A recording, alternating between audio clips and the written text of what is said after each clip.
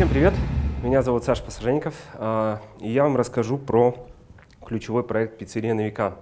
Уверен, все из вас слышали, что такой проект у нас где-то существует, но что там происходит, оставалось загадкой.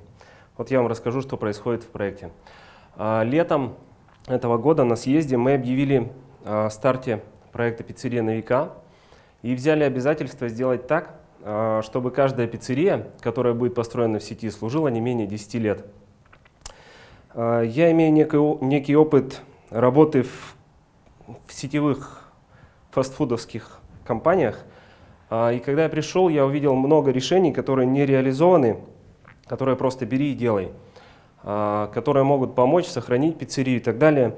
Плюс мы провели опрос наших партнеров, выяснили их боли и выбрали несколько ключевых областей для улучшения и начали улучшать решения, которые применяются в этих областях. Мы собрали опыт, проанализировали, ну и, собственно, написали несколько статей в базу знаний. Затем мы решили узнать, может быть, в сети есть какие-то решения, о которых мы не знаем, которые можно реализовать на системном уровне.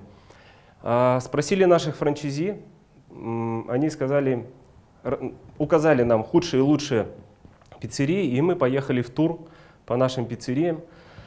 Мы посетили 10 городов, объехали 30 пиццерий и увидели, что все решения, которые мы озвучиваем, которые мы собираемся применять, не будут работать, если строители их не делают или делают неправильно.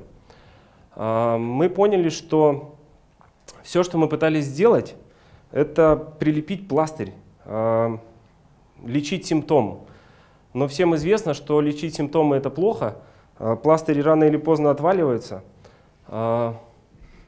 Мы поняли, что нужно менять что-то, что нам нужно развернуться, и решили поменять стратегию. Мы задались вопросом, как же измерить качество стройки. Для строителей ключевым, самым главным документом является проектная документация. Проектная документация — это 6-7 томов разной технической информации, которая служит как бы картой. Вот, например, для электрика это подробная инструкция, как создать систему электрическую в пиццерии. Вы спросите, чем же проектная документация отличается от проектов, которые делают наши проектировщики? Наши проектировщики делают дизайн-проект и технологическую планировку пиццерии с указанием привязок. Именно это становится основой для проектной организации, для разработки вот таких подробных карт по каждому разделу, по каждой сети, по каждой системе. Мы решили узнать, сколько наших партнеров заказывают проекты. Мы были приятно удивлены. 15% партнеров заказывают проектную организацию в полном объеме. 60% заказывают частично. 10% не заказывают, но собираются заказывать. И 15% не заказывают совсем. На самом деле это очень крутые цифры. Потому что, как вы видите, 75% наших партнеров самостоятельно пришли к тому, что проект им помогает, что проект важен и нужен, что проект делает стройку быстрее, а эксплуатацию проще и дешевле. Но как быть уверенными в том, что то, что наши партнеры получают от проектных организаций, действительно качественный проект, действительно поможет им и соответствует всем нашим требованиям? Давайте посмотрим, из чего состоит качественный проект. Конечно же, это подробное описание требований к стройке и проектированию. Это качественно разработанный дизайн-проект и качественно разработанный проект кухни, или технологическая планировка.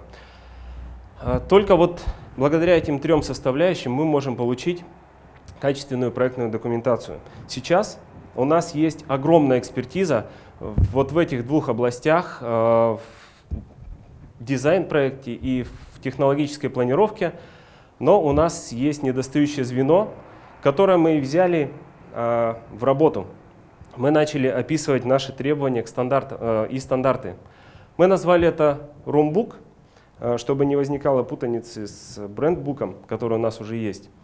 Он состоит из двух частей. Первая часть — это визуальная.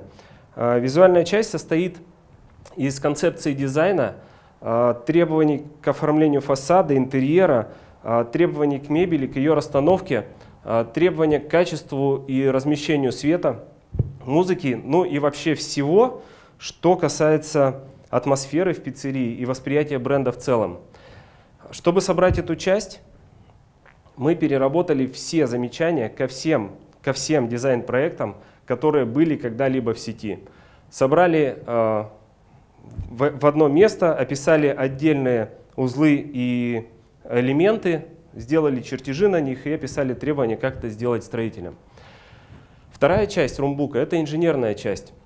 Она состоит из требований к качеству стройки, соответственно, описывает технологию строительства, описывает отдельные узлы и ответственные конструкции, также содержит список материалов и поставщиков этих материалов. Чтобы собрать эту часть, мы переработали все требования к стройке, которые есть у нас в сети, которые есть в базе знаний, собрали опыт российских, международных компаний, собрали это все в одно место, описали. И на данный момент Roombook готов на 80%. Сейчас это где-то около 50 листов текста плюс чертежи проработанных узлов и деталей. Для того, чтобы Roombook сработал, нужно, чтобы его применяли по-настоящему и правильно, в соответствии с нашими требованиями. Поэтому с 1 марта 2019 года мы вводим процедуру обязательного проектирования. То есть все наши франчайзи будут обязаны делать проекты, а мы будем их проверять на соответствие нашим требованиям и стандартам. Напоследок хочу поделиться теми выводами, которые мы сделали за эти полгода в проекте. Первое. Не лечите симптомы, лечите болезнь. Симптомы приятно лечить, приятно быстро снять температуру, но, как правило, такое лечение загоняет болезнь еще глубже. Не бойтесь развернуться, если вы поняли, что идете не туда, и даже если вы зашли уже слишком далеко. Ну и третье, если вам предстоит длинный, долгий путь, результаты которого вы увидите еще не скоро, вам необходимо обладать некой верой в то, что вы достигнете того результата, придете в то место, куда идете. На этом у меня все. Спасибо.